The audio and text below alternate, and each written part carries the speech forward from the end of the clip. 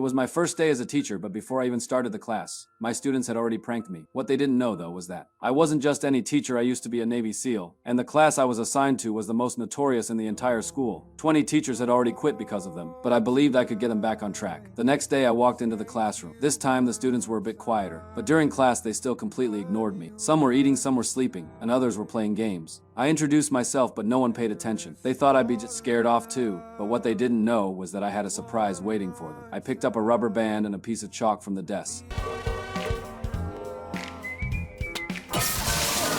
In an instant, they were all drenched. Meanwhile, I stood under an umbrella, grinning. Welcome to my class! Even after giving them that lesson, they still had no interest in studying. To change that, I decided to give them a little freedom. A told them they could smoke in class and announced that anyone who answered 3 of my questions correctly could leave right away. I asked a student for a pack of cigarettes, then quizzed them on the ingredients in cigarettes. The student answered all the questions correctly and walked out while everyone else looked on jealous. The whole class got excited. They all wanted to be the next one to leave, but that scene caught the principal's eye from a distance, and he clearly wasn't happy about it. I continued explaining the components and dangers of tobacco, and slowly the students started to enjoy my class. The next day, the student who loved smoking had suddenly disappeared. I found out he had joined a gang, so I decided to go after him. When I arrived at the scene, I realized these weren't just small-time thugs. They were violent fighters. They saw me, laughed, and told me to get lost. But when I heard my student crying for help and saw him struggling in fear, trapped inside a closet, I walked straight toward them without hesitation.